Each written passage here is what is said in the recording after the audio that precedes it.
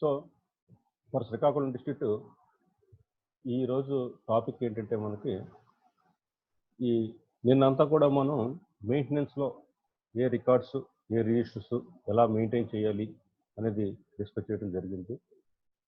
ఈరోజు ఈ మెయింటెనెన్స్లో పార్ట్గా ఏదైనా గతంలో సర్వే చేసి సెటిల్మెంట్ చేసిన రికార్డ్స్లో ఏమన్నా ఎర్రర్స్ ఉంటే ఇప్పుడు మెయింటెనెన్స్లో ఆ ఎర్రర్స్ ఏమన్నా ఫైండ్ అవుట్ అయితే వాటిని ఎలా రెక్టిఫై చేయాలి, వాటిని ఏ విధంగా రెక్టిఫై చేయాలి, ఆ అడ్జస్ట్మెంట్ ఎలా చేయాలి అనేదే ఈరోజు క్లాస్ మాట. ఓకే, మనకి ఈ సర్వే ఎర్రర్స్ అనేది 4 రకాలుగా ఉంటాయి. ఒకటి మెజర్మెంట్ ఎర్రర్స్ ఉంటాయి, తర్వాత షేప్ ఎర్రర్ ఇన్ షేప్ ఉంటుంది, తర్వాత విస్తీర్ణాలలో ఎర్రర్స్ ఉండొచ్చు, లేకపోతే ట్రావర్స్ కరెక్షన్స్ ఉండొచ్చు. అంటే గతంలో ఇనీషియల్ సర్వే అప్పుడు ఇవన్నీ కూడా రికార్డ్స్ సర్వే చేసి రికార్డ్స్ తయారు చేశారు. సో ఆ రికార్డ్స్ అన్నీ మనకి సెటిల్మెంట్ జరిగి ఇంప్లిమెంటేషన్లో ఉన్నాయి. కానీ ఆ రికార్డ్స్ మనం ఇంప్లిమెంటేషన్ చేస్తున్నప్పుడు ఇప్పుడు భూమి మీద మనకి అవైలబిలిటీలో ఉన్న రికార్డ్స్కి భూమి మీద ఉన్న వాటికి ఏమన్నా వ్యత్యాసాలు ఉన్నప్పుడు ఎర్రర్స్ ఫైండ్ అవుట్ చేసినప్పుడు వాటిల్ని ఎలా రెక్టిఫై చేయాలి అనేది ఈ కాన్సెప్ట్. సో మనకి ఎర్రర్స్ ఈ 4 రకాలుగా ఉంటాయి. ఏ ఎర్రర్ని మనం ఎలా రెక్టిఫై చేయాలి అనేది చూసుకుంటే ఫస్ట్ మెజర్మెంట్లో ఏ టైప్ ఆఫ్ ఎర్రర్ ఉంటుంది, దాన్ని ఎలా రెక్టిఫై చేయాలని చూసుకుంటే ఇక్కడ మనం పూర్వం అంతా కూడా ఈ చైన్ అండ్ క్రాస్ టాక్తో మాన్యువల్గా సర్వే చేసాం కాబట్టి సో అక్కడ ప్రతి మెజర్మెంట్లో కూడా కొంత ఎలవెన్స్ అనేది ఉంటుంది. ఎందుకంటే ఎంత పర్ఫెక్ట్గా మనం కొలిచామని అనుకున్నా కూడా ఒక మెజర్మెంట్ని ఒకే వ్యక్తి 2 సార్లు 3 సార్లు కొలిచినా కూడా 3 సార్లు డీవియేషన్స్ రావచ్చు. సో అప్పుడు ఏంటంటే ఆ ఎర్రర్ ఫైండ్ అవుట్ చేయలేక అలాగే సెటిల్మెంట్ జరిగి ఉంటాయి. సో ఇప్పుడు మనం మళ్ళీ ఫిజికల్గా భూమి మీద వెళ్ళినప్పుడు మనకి ఆ ఎర్రర్స్ అనేది ఫైండ్ అవుట్ చేసినప్పుడు వాటిని ఎలా రెక్టిఫై చేయాలి. సో మెజర్మెంట్లో ఎర్రర్ వస్తే ఇనీషియల్ సర్వీస్లో చేసిన రికార్డ్స్లో మెజర్మెంట్స్లో ఏమైనా ఎర్రర్ వస్తే ఇప్పుడు మెయింటెనెన్స్లో దాన్ని ఎలా చేయాలి అంటే ఇప్పుడు సపోజ్ మన ఎఫ్ఎంబిలో ఒక మెజర్మెంట్ ఉంది. ఆ మెజర్మెంట్ ఇప్పుడు ఆ 2 స్టేషన్స్ కూడా ఇంటాక్ట్గా ఉన్నాయి. స్టోన్స్ మనం రీఫిక్స్ చేసాము, ఆ స్టోన్స్ ఇంటాక్ట్. కాకపోతే ఆ 2 స్టేషన్స్ మధ్యన మనం మెజర్మెంట్ చేసినప్పుడు ఆ వ్యత్యాసం అనేది కనబడుతుంది. అది ఎంతవరకు ఉంటే ఎలవెన్స్లో ఉండొచ్చు, ఎలవెన్స్ దాటితే దాన్ని ఎలా రెక్టిఫై చేయాలి అని అనుకుంటే ఇక్కడ మీరు ఏదైనా ఒక మెజర్మెంట్ కొలిచినప్పుడు 5 లింక్స్ లోపల ఏదైనా ఒక మెజర్మెంట్ కొలిచినప్పుడు 5 లింక్స్ లోపల మనకి మెయింటెనెన్స్లో అయితే 3 లింక్స్ వరకు ఎర్రర్ అనేది ఉండొచ్చు. 3 లింక్స్ వరకు ఎర్రర్ అనేది ఉండొచ్చు. 5 చైన్స్ దాటిన మెజర్మెంట్లో for every 1 chain 1 link allowance. అది కూడా మ్యాక్సిమం ఎంతవరకు అలౌడ్ అంటే అప్ టు 10 లింక్స్ అన్నమాట. ఇంకా 10 లింక్స్ దాటి ఎర్రర్ ఉందనుకోండి ఖచ్చితంగా ఆ మెజర్మెంట్ని మనం మళ్ళీ రెక్టిఫై చేసుకొని రికార్డ్ చేసుకోవాలి. అంటే సపోజ్ ఇప్పుడు మీకు ఒక ఎఫ్ఎంబిలో రికార్డెడ్ మెజర్మెంట్ 1048 ఉంది, అంటే 10 గొలుసుల 48 లింకులుగా ఉంది. మీరు ఇప్పుడు భూమి మీద అది కొలిచారు, కొలిస్తే మీరు ఆ 2 పాయింట్స్ కూడా ఇంటాక్టే, ఎక్కడ కూడా డిస్టర్బెన్స్ జరగలే. ఆ ఇంటాక్ట్ పాయింట్స్ మధ్య మీరు ఎన్నిసార్లు కొలుస్తున్నా ఆ మెజర్మెంట్ 1056 వస్తుంది. అంటే ఏదైతే రికార్డెడ్ మెజర్మెంట్ 1048 ఉందో అది ఇప్పుడు మీరు కొలుస్తుంటే 1056 వస్తుంది. అంటే అక్కడ డిఫెక్ట్ ఎంత కనబడుతుంది? సో 8 లింక్స్ డిఫరెన్స్ అనేది కనబడుతుంది. సో 10 గొలుసుల మీద 8 లింక్స్ డిఫరెన్స్ అని అంటే మనకి ఇచ్చిన ఎలవెన్స్ ఏంటంటే అప్ టు 5 చైన్స్ ఏమో 3 లింక్స్, 5 చైన్స్ దాటిన తర్వాత for every 1 chain 1 link. So ఇక్కడ 10 లింక్స్కి మనం 10 చైన్స్కి 8 లింక్స్ డిఫరెన్స్ కాబట్టి మీరు ఆ మెజర్మెంట్ అనేది మనం ఆర్డర్ చేయకూడదు. ఏదైతే రికార్డెడ్ మెజర్మెంట్ ఉందో దాన్నే ఉంచాలి.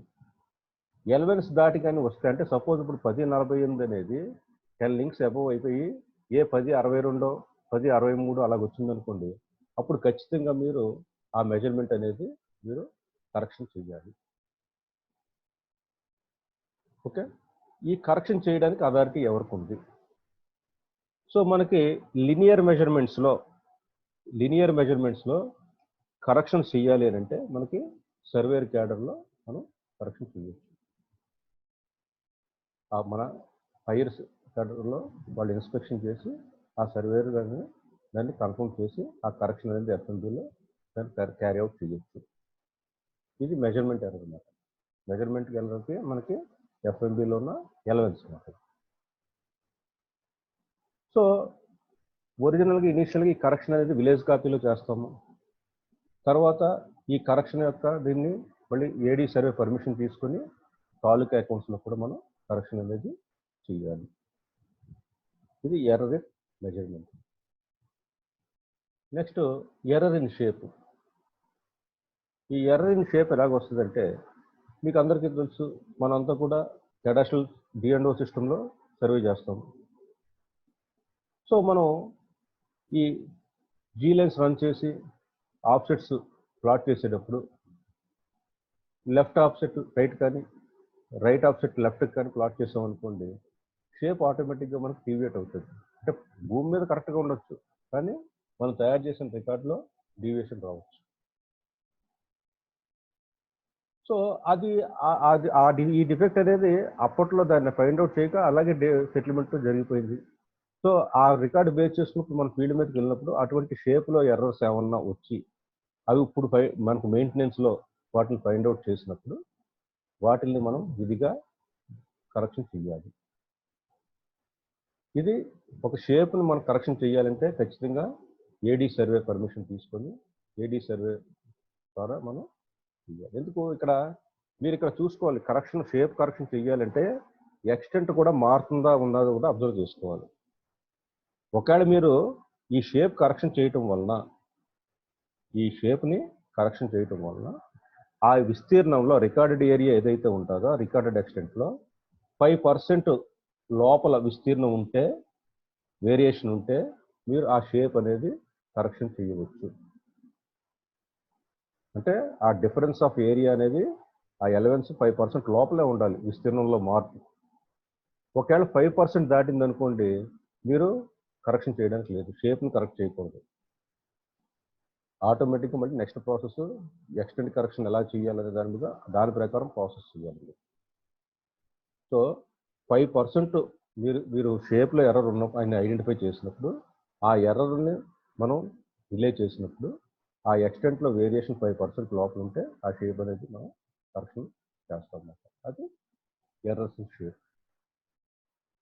నెక్స్ట్ ఎర్రర్స్ ఇన్ ఏరియా, అంటే ఏదన్నా విస్తీర్ణాల్లో మనకి మార్పులు వస్తే ఎలా చేయాలి.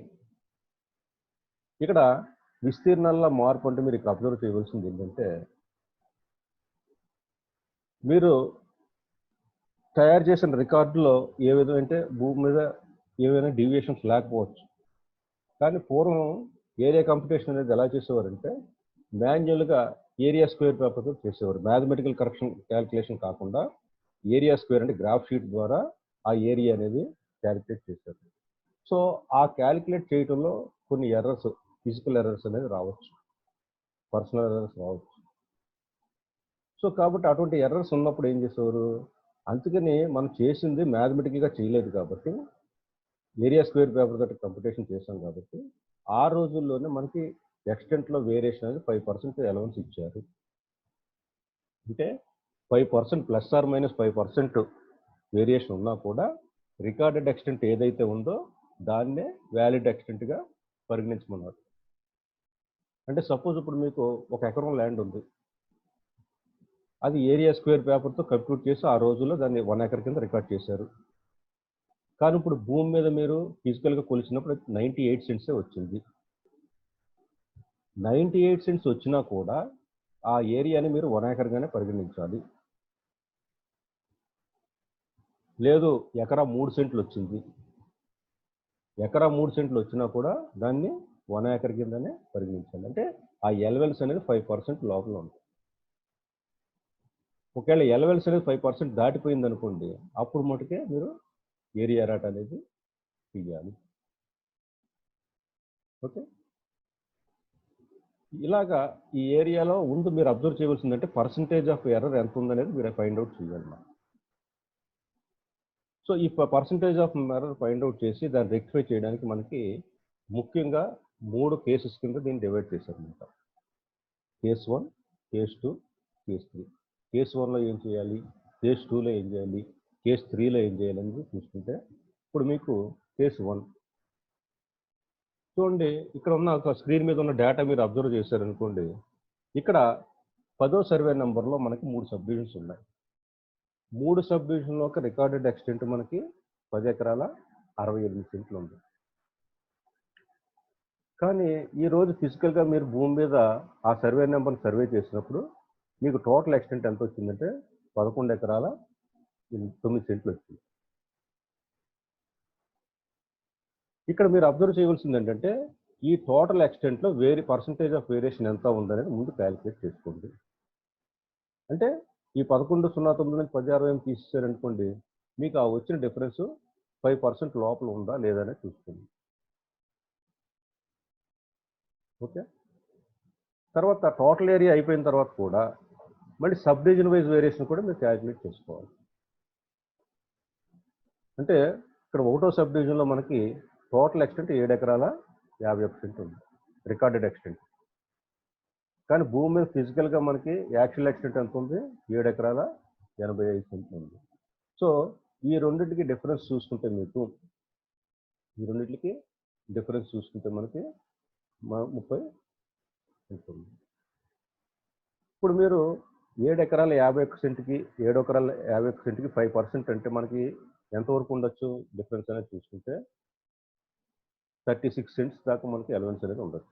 కానీ ఇక్కడ ఉన్న డిఫరెన్స్ అనేది మనకి బిలో 5% ఉంది కాబట్టి, సో 1వ ఎక్స్టెంట్కి ఓన్లీ 7 ఎకరాల 51 సెంట్లు ఏదైతే ఉందో దాన్నే వ్యాలిడ్ ఎక్స్టెంట్ కింద పరిగణించాలి.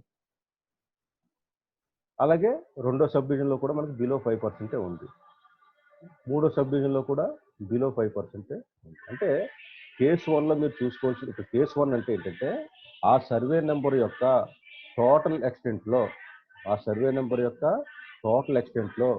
వేరియేషన్ అనేది 5% లోపల ఉంది. ఆ సర్వే నెంబర్ యొక్క టోటల్ ఎక్స్టెంట్లో వేరియేషన్ అనేది 5% లోపల ఉంది. కాంపోనెంట్ సబ్ డివిజన్స్ అంటే ప్రతి సబ్ డివిజన్లో కూడా వేరియేషన్ అనేది 5% లోపల ఉంటే అది కేస్ 1 కింద పరిగణించాలి. ఈ కేస్ 1లో మీరు చేయవలసింది ఏంటంటే ఓన్లీ రిజిస్టర్డ్ ఎక్స్టెంట్స్ ఏవైతే ఉంటాయో వాటిల్నే మీరు పరిగణలోకి తీసుకోవాలి. కొత్తగా భూమి మీద ఉన్న ఎక్స్టెంట్ని మీరు అడాప్ట్ చేయకూడదు. అది కేస్ 1. కేస్ 1 అంటే ఏంటి, సర్వే నెంబర్ యొక్క టోటల్ ఎక్స్టెంట్లో వేరియేషన్ 5% లోపల ఉంది, కాంపోనెంట్ సబ్ డివిజన్స్లో కూడా వేరియేషన్ అనేది 5% లోపల ఉన్నప్పుడు only registered area to be adopted, అంటే రికార్డెడ్ ఏరియా ఏదైతే రిజిస్టర్ అయ్యిందో, అంటే ఆర్ఎస్ఆర్లో కానీ ఏ రిజిస్టర్లో కానీ ఏ ఏరియాస్ అయితే ఉన్నాయో ఆ ఏరియాస్ని మీరు 2 ఏరియాస్ కింద పరిగణించాలి తప్ప మీకు భూమి మీద వచ్చిన ఏరియాని కన్సిడర్ చేయకూడదు. అది case 1. Okay, next case 2. Case 2 ఏంటంటే మనకి ఇప్పుడు ఇక్కడ ఇది మీరు అబ్జర్వ్ చేసుకున్నారనుకోండి, ఇక్కడ సర్వే నెంబర్ యొక్క టోటల్ ఏరియా ఫస్ట్ ఏదైనా ఏ కేసుకైనా సరే మీరు చూడవలసింది ఏంటంటే టోటల్ ఎక్స్టెంట్లో వేరియేషన్ పర్సంటేజ్ ఆఫ్ వేరియేషన్ ఎంత ఉందనేది చూడాలి. పర్సంటేజ్ ఆఫ్ వేరియేషన్ అనేది ఎంత ఉందని చూడాలి. సో ఇక్కడ మీరు అబ్జర్వ్ చేశారనుకోండి, మీకు పర్సంటేజ్ ఆఫ్ వేరియేషన్ అనేది 5% లోపలే ఉంది. ఈ సెకండ్ కేసులో సర్వే నెంబర్లో మొత్తం మీద చూసుకుంటే వేరియేషన్ అనేది 5% లోపలే ఉంది. కానీ సబ్ డివిజన్ వైజ్ చూసుకున్నారనుకోండి, సబ్ డివిజన్ వైజ్ చూసుకుంటే మటుకు మనకు వేరియేషన్ అనేది 5% దాటుతుంది. వేరియేషన్ అనేది 5% దాటుతుంది. సర్వే నెంబర్ మొత్తం మీద చూసుకుంటే 5% లోపల ఉంది, కానీ కాంపోనెంట్ సబ్ డివిజన్స్లో వేరియేషన్ చూసుకున్నప్పుడు మటుకు మనకి 5% దాటుతుంది. సో ఇలాగా కేస్ 2లో ఏంటంటే ఏదైనా ఒక సర్వే నెంబర్లో ఆ సర్వే నెంబర్ యొక్క టోటల్ విస్తీర్ణంలో వేరియేషను 5% లోపల ఉండి, ఆ సర్వే నెంబర్లో టోటల్ విస్తీర్ణం 5% లోపల ఉండి కాంపోనెంట్ సబ్ డివిజన్స్లో వేరియేషన్ అనేది 5% దాటినప్పుడు అప్పుడు ఏం చేయమన్నారు, ర్యాటబుల్గా ప్రతి సబ్ డివిజన్ని అడ్జస్ట్ చేయమనమాట.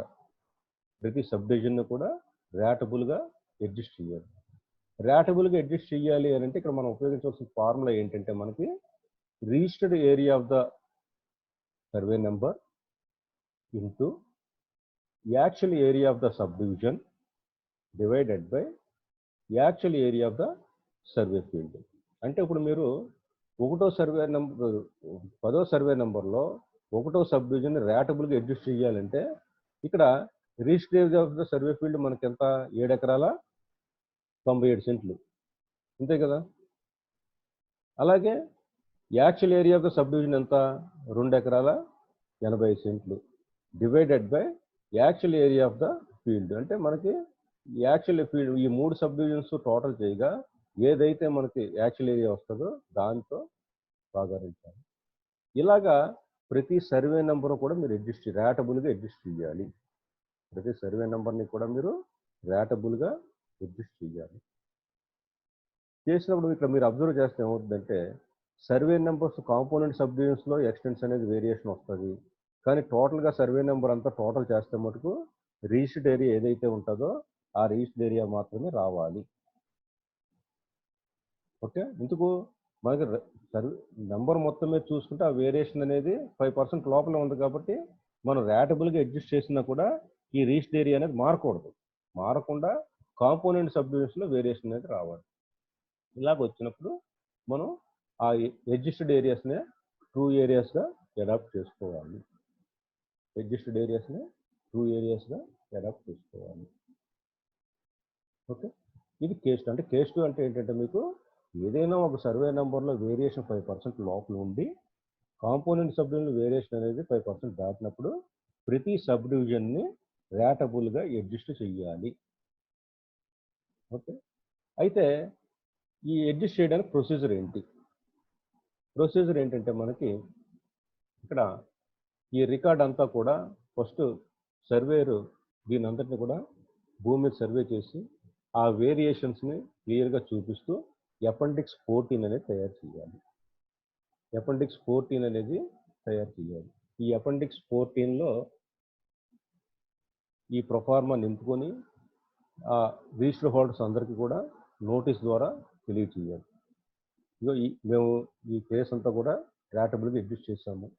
యాక్చువల్గా ఈ సబ్ డివిజన్ మా రికార్డు ప్రకారం రిజిస్టర్డ్ ఏరియా ఉంది, కానీ ఇప్పుడు ర్యాటబుల్గా అడ్జస్ట్ చేసిన తర్వాత ఇంతగా మారుతుంది అని అందరికీ కూడా రిజిస్టర్ హోల్డర్స్ అందరికీ కూడా అపెండిక్స్ 14 ద్వారా నోటీస్ ద్వారా తెలియచేయాలి. తెలియచేసిన తర్వాత ఆ తహసీల్దార్ ఏం చేయాలంటే ఆ నోటీస్ అందిన 15 రోజులు గడువు పెట్టాలి. ఈ 15 రోజుల లోపల ఏ విధమైన అబ్జెక్షన్స్ రాకపోతే ఆ తహసీల్దారు అపెండిక్స్ 14 వెనకాల no objections have been received అని సర్టిఫై చేసి మొత్తం ఈ రికార్డ్ అంతా కూడా మనకి ఏడీ సర్వే పంపుతారు. అక్కడ ఏడీ సర్వే మరొక్కసారి ఆ రికార్డ్ అంతా కూడా పరిశీలించి అవసరమైతే ఇన్స్పెక్షన్స్ చేసి ఈ ఏదైతే సర్వేర్ ప్రపోజ్ చేసిన అపెండిక్స్ 14లో ఉన్న వేరియేషన్స్ కరెక్ట్ అని భావించినప్పుడు అప్పుడు ఆయన ఏం చేస్తారంటే అపెండిక్స్ 15 తయారు చేస్తారన్నమాట. ఈ అపెండిక్స్ ప్రొఫార్మా తయారు చేసి ఈ అపెండిక్స్ ప్రొఫార్మాని జాయింట్ కలెక్టర్ సెటిల్మెంట్ ఆఫీసర్ ఎవరైతే ఉంటారో ఆ సెటిల్మెంట్ ఆఫీసర్కి అప్రూవల్ పంపుతారు అన్నమాట. ఎందుకు?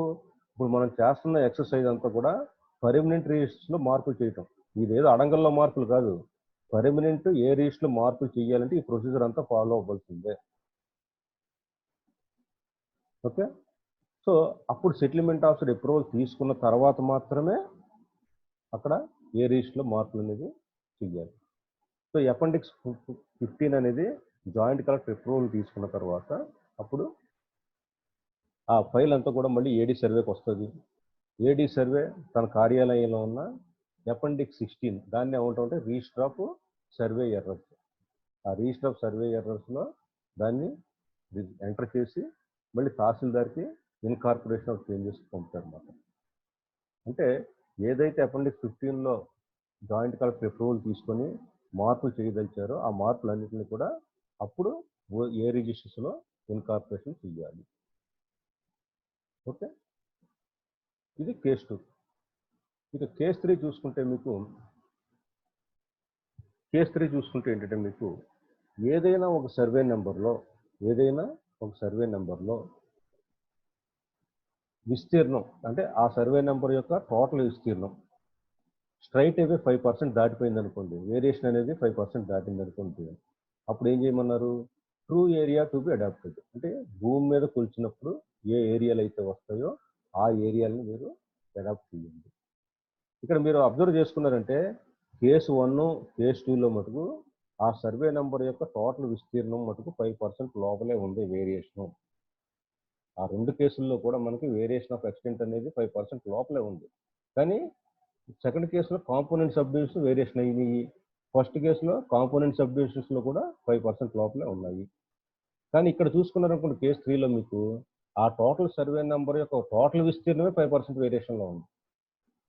ఓకే, ఆ సర్వే నెంబర్ యొక్క టోటల్ విస్తీర్ణమే 5% వేరియేషన్ ఉంది. కాబట్టి ఇటువంటి పరిస్థితి ఉన్నప్పుడు మటుకు కేసు 3లో మీరు ఏం చేయాలంటే భూమి మీద యాక్చువల్గా మీకు ఏ ఏరియా కొలిచినప్పుడు ఏ ఏరియాలు అయితే వస్తాయో ఆ ఏరియాలను మాత్రమే మీరు అడాప్ట్ చేయాలి.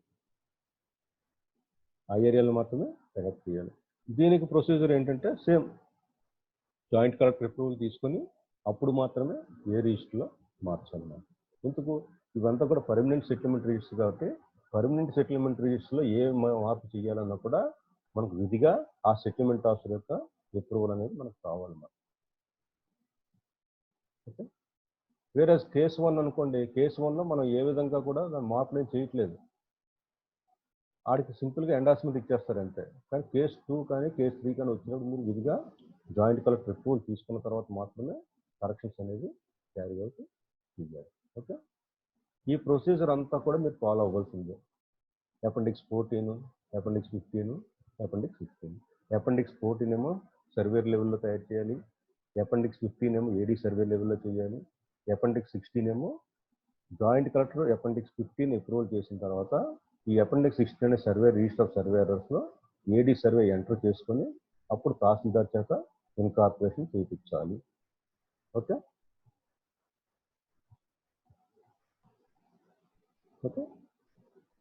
తర్వాత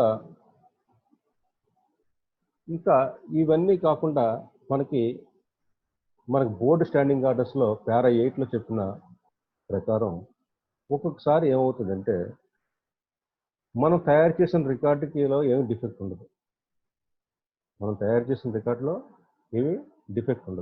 కానీ ఆ రికార్డు ఆధారంగా చేసుకొని మనం సర్వే చేయడానికి భూమి మీద వెళ్ళినప్పుడు మన దగ్గర ఉన్న రికార్డు భూమి మీద ఉన్న ఫ్యాక్ట్స్ తోటి టాలీ కాదు.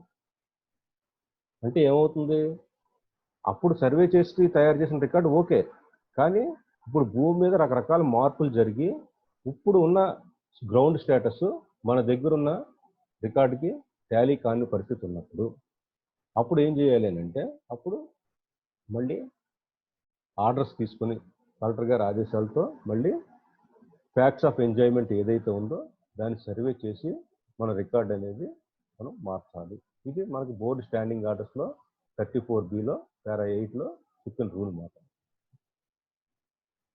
ఓకే, అంటే లార్జ్ వేరియేషన్స్ రకరకాల మార్పులు చేర్పులు జరిగిపోయి డే టు డే రెవెన్యూ అడ్మినిస్ట్రేషన్లో భూమి మీద రకరకాల మార్పులు చేర్పులు జరిగిపోయినాయి. అవన్నీ కూడా మన రికార్డ్స్లో ఆ చేంజెస్ అన్ని కూడా రిఫ్లెక్ట్ అవ్వలే, లార్జ్ వేరియేషన్స్ వస్తున్నాయి. సో అటువంటిప్పుడు ఏం చేస్తాము, మన దగ్గర ఉన్న రికార్డ్ని ఆ విధంగా మెయింటైన్ చేయడం కష్టం కాబట్టి మన ఉన్న రికార్డ్ని అప్డేట్ చేసుకోవాలి అంటే ఇప్పుడు ఫ్రెష్గా మళ్ళీ ఎంజాయ్మెంట్ సర్వే చేసుకొని కలెక్టర్ గారి అప్రూవల్ తోటి ఎంజాయ్మెంట్ సర్వే చేసుకొని ఆ ఎంజాయ్మెంట్ సర్వే ఫ్యాక్ట్స్ని మళ్ళీ మనం రికార్డ్ చేసి అమలు ఇంప్లిమెంట్ చేసుకోవాలన్నమాట. ఇది మనకు చెప్పిన రూల్ ఏంటంటే మనకి బోర్డు స్టాండింగ్ ఆర్డర్స్లో 34Bలో పారా 8లో చెప్పిన రూల్. ఇక ట్రావర్స్ ఎర్రర్స్ ఏంటంటే మనకి మామూలుగా మనకి ఆల్రెడీ మనం A to H ప్రాసెస్ చెప్పుకున్నప్పుడు బి ప్రాసెస్లో ఈ ట్రావర్స్ వర్క్ అంతా చేసి అదంతా కూడా ట్రావర్స్ అనేది రికార్డ్ చేస్తాము. సి ప్రాసెస్లో అదంతా ప్లాటింగ్ చేస్తాం. కానీ ఇప్పుడు గ్రౌండ్ మీద ఏదైనా ఒక విలేజ్ బౌండరీలో కానీ ఏదైనా ఒక ఖండం బౌండరీలో కానీ ఈ ట్రావర్స్లో వేరియేషన్స్ వచ్చి ఎర్రర్స్ ఫైండ్ అవుట్ చేసినప్పుడు ఇక్కడ దాన్ని కరెక్షన్ చేసే అధికారం ఎవరికి ఉంది? ఇక్కడ మీరు బాగా గుర్తుపెట్టుకోవాల్సింది ఏంటంటే సెక్షన్ 5 నోటిఫికేషన్ అనేది మనకి డైరెక్టర్ ఆఫ్ సర్వే సెక్షన్ 5 ప్రకారం అప్పుడు సర్వే ఆపరేషన్స్ కమెన్స్మెంట్ చేసినప్పుడు director of survey section 5 gazette notification చేసి అప్పుడు సర్వే ఆపరేషన్స్ కమెన్స్ చేశారు. సో ఇప్పుడు కూడా ఏం చేయాలంటే ట్రావర్స్ సర్వర్స్లో ఏమన్నా మార్పులు జరిగి ట్రావర్స్ కరెక్షన్ చేయవలసి వచ్చినప్పుడు విధిగా డైరెక్టర్ ఆఫ్ సర్వే అప్రూవల్ తీసుకున్న తర్వాత మాత్రమే దాని ట్రావర్స్ కరెక్షన్ అనేది చేయాలి. అదే మెజర్మెంట్ కరెక్షన్స్ కానీ ఏరియా కరెక్షన్స్ కానీ అనుకోండి, మనం ఏం చేస్తాం, మన లెవెల్లో డిస్ట్రిక్ట్ లెవెల్లో అయిపోతుంది. కానీ ట్రావర్స్ కరెక్షన్స్ వస్తే మటుకు ఖచ్చితంగా అది డైరెక్టర్ ఆఫ్ సర్వే అప్రూవల్ తీసుకున్న తర్వాత మాత్రమే ఆ ట్రావర్స్ కరెక్షన్ అనేది చెయ్యాలి. ఓకే, ఇక విలేజ్ బౌండరీస్లో చేంజెస్ వచ్చినప్పుడు ఏం చేయాలి? ఒక విలేజ్ బౌండరీ ఆల్టర్ అయినప్పుడు మనం మార్చవలసినవి ఏముంటాయి? ఫీల్డ్ మెజర్మెంట్ బుక్ మార్చవలసి ఉంటుంది, ఫీల్డ్ రిజిస్టర్ మార్చవలసి ఉంటుంది, ఏరియా లిస్ట్ కూడా మార్చవలసి ఉంటుంది. సో అన్నిట్లో కూడా సైమల్టేనియస్ కరెక్షన్స్ అనేది చేసుకోవాలి. ఇక ట్రావర్స్ ఎర్రర్కి లిమిటేషన్స్ ఎంత? ఇందాక అక్కడ ఏరియాకి 5% చెప్పుకోం, మరి ట్రావర్స్ ఎర్రర్కి లిమిటేషన్ ఎంత అని చూసుకుంటే మనకి విలేజ్ సర్క్యూట్ ఉందనుకోండి, విలేజ్ సర్క్యూట్లో ఎర్రర్ అంటే should not be more than 1 minute for 5 angles. అంటే ఇప్పుడు మనం 5 స్టేషన్స్ ట్రావర్స్ స్టేషన్స్ అబ్జర్వ్ చేసినప్పుడు అక్కడ వేరియేషన్ అనేది should not be more for every 5 stations. ఆ 5 స్టేషన్స్కి కూడా should not be more than 5 minutes village circuit అయితే. అదే ఖండం సర్క్యూట్స్ అనుకోండి, ప్రతి 2 స్టేషన్స్కి ప్రతి 2 యాంగిల్ మెజర్మెంట్స్కి only 1 minute allowed. Within the 1 minute ఉంటేనే అది ఎలవెన్స్లో ఉన్నట్టు, 1 minute దాటితే అది ఎర్రర్ ఉన్నట్టు లెక్క మాట. సో విలేజ్ బౌండరీలో 5 స్టేషన్స్ లెక్కలోకి తీసుకోవాలి. ఖండం బౌండరీలో 2 యాంగిల్స్ అంటే 2 స్టేషన్స్ మనం లెక్కలోకి తీసుకోవాలి. అదే డిస్టెన్స్ వచ్చిందనుకోండి, విలేజ్ సర్క్యూట్లో డిస్టెన్స్లో ఎర్రర్ ఉంటే for every 10 chains maximum 1 link allowed. అంటే 10 స్టేషన్స్ మధ్యన డిస్టెన్స్ కొలిచినప్పుడు విలేజ్ బౌండరీలో ఓన్లీ 1 link మాత్రం వేరియేషన్ ఉండాలి. ఎందుకు మనం చెప్పుకున్నాం అక్కడ ప్రాసెస్ చెప్పేటప్పుడు, ఏ ప్రాసెస్ చెప్పేటప్పుడు అప్పుడు డిస్టెన్స్ అనేది ప్రతి ట్రావర్స్ స్టేషన్ మధ్యన డిస్టెన్స్ అనేది 2 సార్లు కొలిచి కన్ఫర్మ్ చేస్తారు. ఒకటి 20 meters చైన్ తోటి, ఒకటి 30 meters చైన్ తోటి. ఆ 2 కొలిచి యావరేజ్ చేసిన తర్వాత మనం అక్కడ కరెక్ట్గా యాక్యురేట్గా రికార్డ్ చేస్తాం. కాబట్టి ఇప్పుడు ఇక్కడ ట్రావర్స్లో ఎర్రర్ ఉన్నా కూడా అది ఎంతవరకు లిమిటేషన్ ఇచ్చారంటే విలేజ్ బౌండరీలో అయితే up to 10 chains only 1 link allowed. అదే ఖండం బౌండరీ ఎంసీ బౌండరీ అనుకోండి, for every 10 chainsకి 2 links allowed. For every 10 chainsకి 2 links allowed. ఆ లోపల ఉంటే దాన్ని ఎర్రర్ కాదు, ఆ లిమిట్ దాటితే మటుకు దాన్ని ఎర్రర్ కింద భావించి కరెక్షన్ వర్క్ అనేది చెయ్యాలి. ఓకే, ఇది ఈ విధంగా మనకి ఈ 4 కరెక్షన్స్ కూడా మనం ఈ 4 type ఆఫ్ సర్వే ఎర్రర్స్ ఉంటాయి. ఈ 4 type ఆఫ్ సర్వే ఎర్రర్స్ కూడా ఈ విధంగా మనం మెయింటెనెన్స్లో రెక్టిఫికేషన్ అనేది చెయ్యాలి. ఓకే.